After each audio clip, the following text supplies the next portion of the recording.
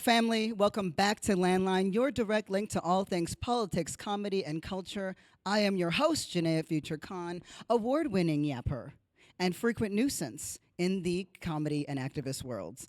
For those of you who've been listening, you know that I made an amendment to that because I felt like going there, and it's true. You know, thanks. So I have to talk to you about this thing that happened today in the news, which you may have heard, you may not have, but Trump chose his running mate. His running mate is J.D. Vance. J.D. Vance beat out a lot of other people who were clamoring for that second spot. I guess Tim Scott can stop pretending he's going to marry that woman. He can end that relationship. Trump went with the beard, and he's going with another beard, and he's going in a different direction. So here's the question that should be all over our minds. Who the hell is J.D. Vance? What's this guy about? So, friends, let me tell you the story of the ultimate bait and switch, the grift and shift, an Oleanna Swindle of epic proportions. To my global comrades, stay locked in and learn about Vance, liar, liar, pants on fire Vance, and the next heir apparent to the mega faction of fascists plaguing America and the world over. So, J.D. Vance entered the American zeitgeist in 2016 when his book Hillbilly Elegy was published. So think about this. 2016, this is the summer before Trump was elected. And this book, I mean, it blew up.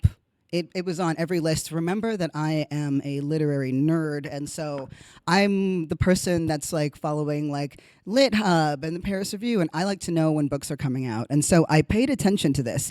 In this book, it is a memoir. He details his family struggles with poverty and domestic violence and the opioid epidemic, right? What he dubbed the Appalachian culture. And so I think you can hear already that there is an investment in telling the story of a very specific kind of poor white person, Southern, that has long felt abandoned by the world. And I got to tell you something. This is right up my alley. I'm a literary nerd, okay? And one of my favorite genres is poor whites. Think Steinbeck's Grapes of Wrath, right? Think Shuggie Bain, you know? Stuart Shuggie Bain. Think Faulkner's As I Lay Dying, right? Think Westover's Educated. I'd go so far as to say that suffering white people is one of my favorite subject matters. So why didn't I read this book? Something was off about it. I got to tell you something was off about it. So let me do the little landscaping again.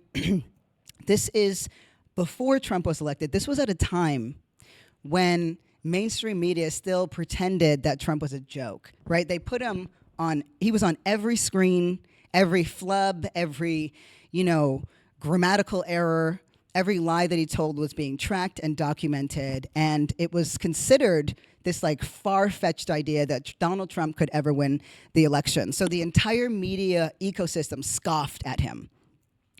And Vance provided this like unsentimental view of white poverty and the disaffected white working class. And at the time, this was really great for like book club interviews, and this was really great for like, soft-edged kind of political dialogue that appealed to progressives who wanted to stretch their little empathetic muscles, right? And, for all intents and purposes, he seemed like the perfect guy to the progressive and Dem types who wanted to learn more about this faction of people. Like, what is Trump's appeal, for example? He was mild-mannered, he's baby-faced, he's a, former Marine, and he graduated from Yale Law School. Like, those are some pretty heavyweight things behind him. Very, very American, right? So at that time, remember, this is a time of massive media denialism. They were blaming poor whites for Trump's success. You might recall this. And as I've mentioned, I have a thing for poor whites. I quite enjoy poor white people. I grew up with poor white people. And you've got two kinds of poor white people. You've got the awesome kind of poor white people, and then the not awesome kind poor white people. And so there's this moment in that entire Democratic media progressive ecosystem where they were just like, well, it's the poor white people's fault. Meanwhile, the truth is, like, you can see the median income for most of Trump's voters, and they were actually college educated and lived in what we would consider nice neighborhoods. In fact, do you know what the greatest predictor for who would vote for Donald Trump was? It wasn't race, and it wasn't class, and it wasn't gender. It was zip code. It was zip code. Another call to the fact that it's not just about what you stand for, it's who you sit with. So this is that time where Democrats were doing this really weird mental gymnastics, stretching away from black and brown people because they assumed they already had our support. They wouldn't have to fight for our support. They wouldn't have to offer us anything. We were just going to tacitly give it to them, and tried to court this population of white people who were either disaffected or who routinely, doggedly voted against their own interests and voted Republican. So these are the folks who would just have this, like, these very bigoted beliefs. And the entire time they're trying to ask, well, why? Like, what's the appeal of Donald Trump? Meanwhile, to be clear, many of us already understood Donald Trump's appeal. It might have something to do with skin color, for example, or gender. But you know what I mean. So just for scale around this particular book, like, it pulled the curtain back on this population of people. He was able to speak to their psychology, right? And how they were susceptible to, quote, demagogues like Trump. And this is what's really interesting. J.D. Vance absolutely fucking hated Donald J. Trump. He hated everything he stood for. I mean, he called him, he said that he could be America's Hitler. I mean, this is a guy that just talked about, like, what a sellout Donald Trump was, or how dangerous he was to the people. He thought he was, like, maybe even he was like a more dangerous Nixon or something like that. He absolutely despised Donald Trump. So why was he such a heartthrob to the Republican Party at that time? Remember, I told you that something was off. So I'm watching this. I'm watching this play out. I'm watching him kind of at first just trash the the Republican Party, and specifically Trump for how he was changing it. I'm watching him do this. I'm kind of like, okay, maybe this guy is like, maybe he's all right. Maybe he's going to come through. But then, oh my gosh, did he do the ultimate bait and switch? I'm going to read something to you that I didn't write. This is what Mitt Romney said about J.D. Vance.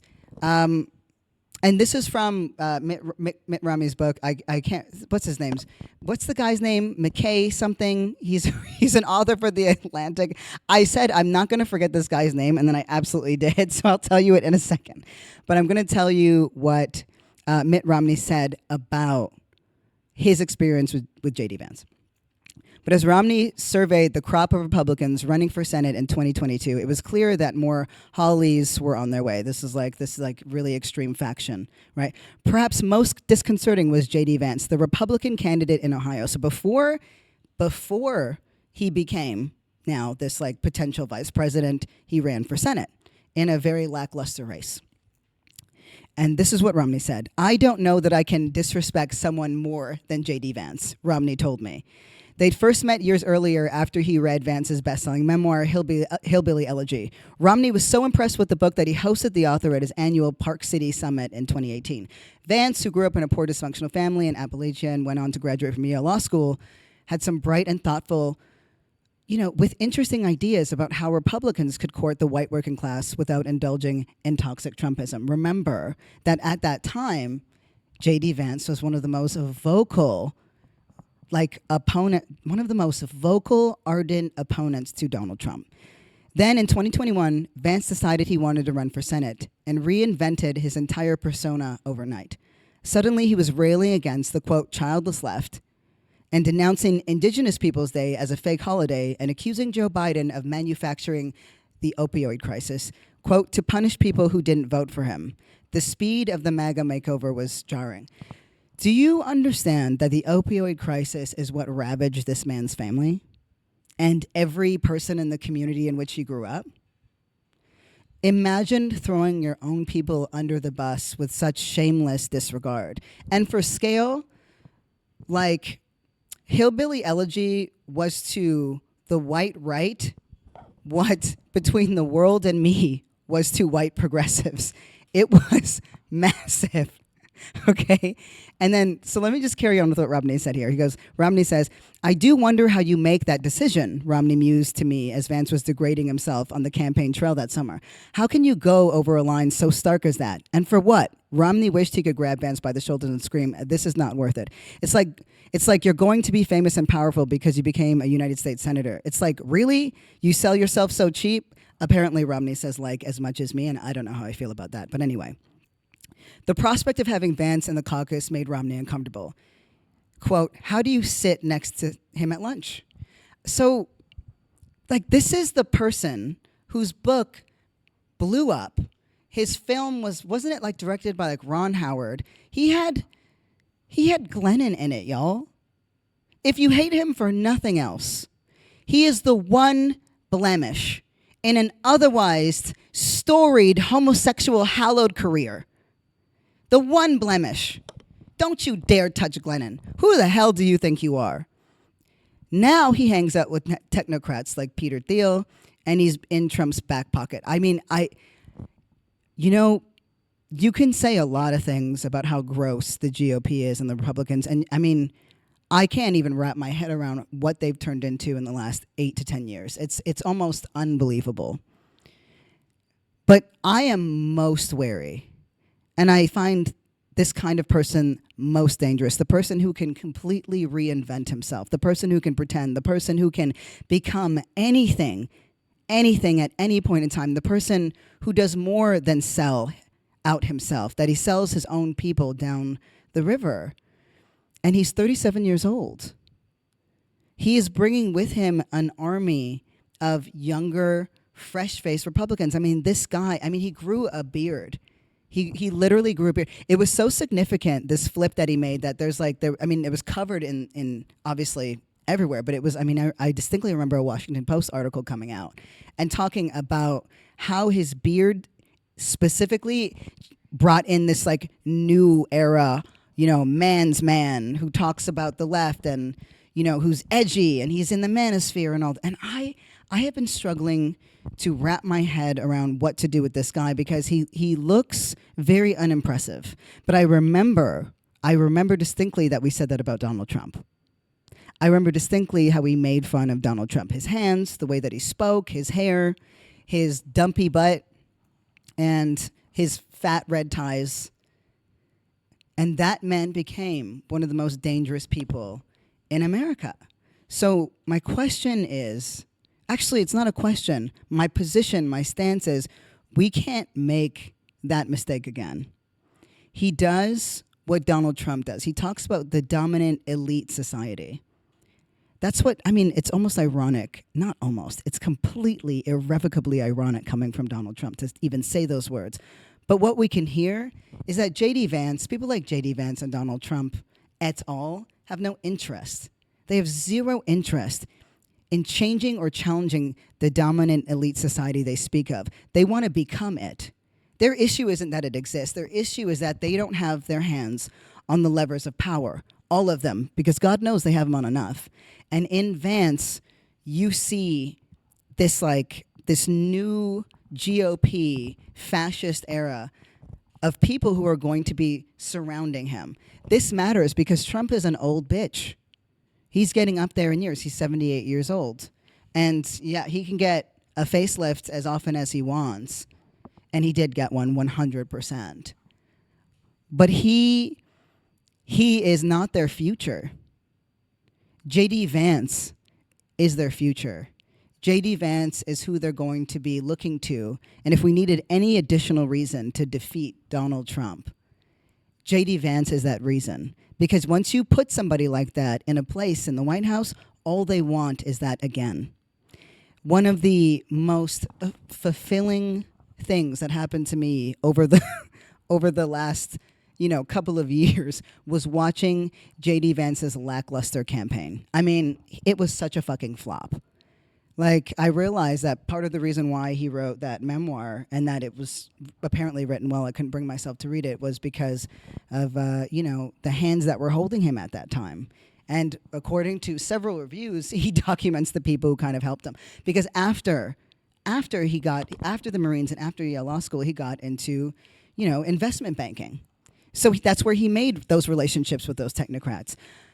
He is a problem. Think about a person who is more of a chameleon than Donald Trump, that grew up in an era where he understands the internet and how to use it. Think of a person who's more cogent, more articulate, that can leverage more realities. One of the things that we make fun of Trump for, that people have made fun of Trump for, is that, his wife is not really American, or he's never really served, and he said these things about the military. He made these disparaging comments. What happens when he's already served in that? I don't like J.D. Vance. I don't like him. He is, to me, the absolute worst kind of person. Because not only is he a danger and a threat, I don't know who he is. We started out this question with, who is J.D. Vance? And the truth is, I have no idea. I have no idea, because the person that he represented himself to be in that book, apparently according to several reviews, and the person that he made himself out to be in that almost historic run, while he was talking about that book, and the populism he felt his people were specifically susceptible to, and he hated Donald Trump for how he made them feel better. This is what he said. He said he makes them feel better, but it's a temporary feeling, right? He was referring to the systemic issues that harm his own family members. And then he completely became someone else. I mean, I don't want to ever have to go to a Candace Owens or a Mitt Romney to make the world make sense. But these days, it's almost like we have to.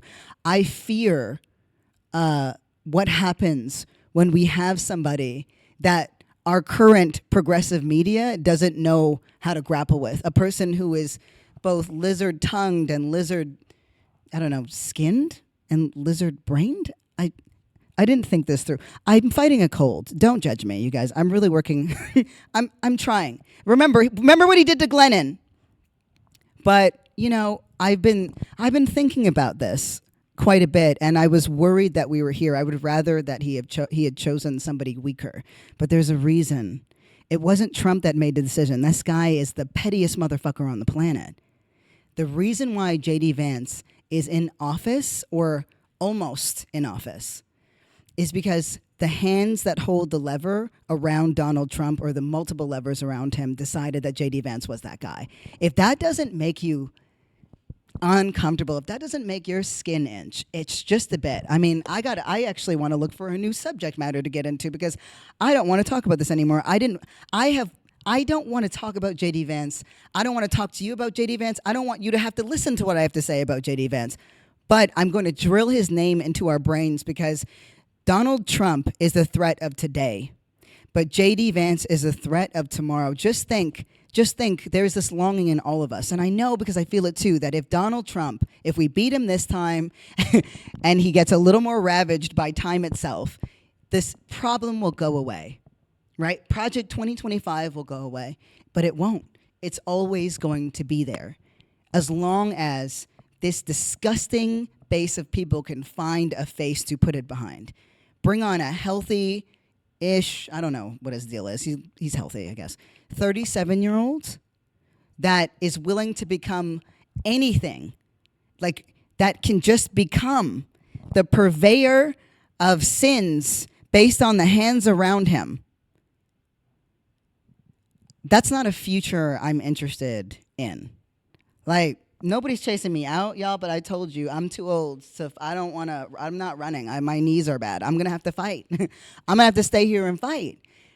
So, yes, we need to defeat Donald Trump by any means necessary. And I mean that the way that it was intended, by any means necessary. That means every button that we can push, but also because he's not, the more that we defeat a guy like Vance and the more that we defeat a guy like Trump, the more they're going to have to scramble to find the right person to fit the bill. We have always been in this place. I'm thinking of when we won creation, the whole like creationism debate in public education. We defeated them. Remember, what's her name? Bryant. She was like the absolute worst homophobic person on the planet. She talked about, gay people as if they were all pedophilic and brought in her church. And was it Anita Bryant? Nobody knows. Okay. It doesn't matter. I really should add the internet to this while I'm talking live. But anyway, no, I think it's Anita Bryant. I think I'm correct. I think it's Anita Bryant. Anyway, she was a cunt, is my point. But we defeated her too. We have a history of defeat, but we're in a different America in terms of the media ecosystem. We talked about this yesterday. So our job is to make sure that we talk the most shit on Vance to each other, and we make sure that we're all aware of these particular threats. I am now done my JD Vance segment. Do I have time? How am I doing on time? I'm not great at time. Okay, well, for those of you interested, I'll give you a mom update, like before we hit, so like on to the next, My mom called me, and so for those of you who are not in the know, my mom was in the hospital. It was very scary. She almost passed away several times and actually did die for a few minutes, here and there. But she's a gangster and she pulled through. And then she took herself home, even though she wasn't supposed to. And now she refuses to let me care for her. I just want to tell you that my mom called me the other day and I said, Mom, I'm really worried about you. I'm concerned. She was like, Nay, you don't need to be concerned about me. No one's taking me out of this place. And then she did this like really wild cackle. And it made me think like my mom is fearless. And so if there's anything that we can take out of this moment, take strength from Esther, because that's a gangster if one ever lived. Anyway, just remember it's, JD Vance, he's a liar. He's a little bitch. I also want you to know that this is a really weird time to be alive. Yes, it's true. Some of you might be wondering if there's any point, or might be feeling that way. You might be wondering if that project that you wanted to do is even worth doing, or if it's original enough, or maybe the infrastructure like in the creative industry kind of collapsed under you. Make it. Write it. Do it anyway. Because we're here. We're here right now. And I think that there's so much emphasis put on the future. And even with me, I put a lot of it. It's why it's my nickname. And there's so much emphasis put on the past, but all it does is steal away the present from us. That's all it does. So I say again, we've been here before. And I don't say it because there's no kind of threat. I say it because we got through it.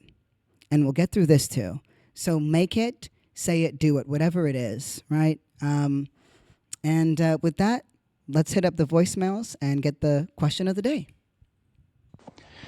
Hey, Future, it's Jacob from West Hollywood, and it's pretty toasty out there right now. Like, it's kind of hot. And I'm just wondering, what do you do to beat the heat?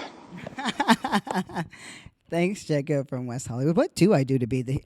Okay, so I stay hot, and then I get mad, and then I have to take a cold shower, and then I cool down, and then I get hot again because I get mad at something that I've read online, and then I have to drink a lot. You know what saves me? Electrolytes. Electrolytes save me a lot. I'm also a little bit reclusive. I'm trying not to be. I'm getting out more. But I tend to be inside unless it's explicitly for work. But we are in a pretty sizable heat wave. So I'd say the thing that has made the biggest difference for me is them electrolytes, because I'm going to just tell y'all right now, niggas, it's hot. It's hot. The block is hot. The block is hot politically and it's hot literally. Get you some shade, get you some electrolytes. That's what works for me. And also, I just kick it with my dog, honestly. Like, she's great because for me, hot is a two-way street. I'm emotionally hot, I run hot, and then it's a very hot climate. So also remember to, never stop doing our work around climate change. It's really important, you guys. Remember, rather be a tree hugger than a dick rider any day. And that is what the GOP is. So with that, on to the next. Guess it's time to close us out. So I want to say thank you so much for listening to Landline. It means the world to us. This truly is a labor of love. New episodes are dropping on the daily. We are available on Apple and Spotify and soon to be all platforms everywhere. I'm so serious. Give us your questions in voicemail. Send me a voice note to landline with jfk@gmail.com. I genuinely want to hear from you. Shout out to Alyssa and the KR and the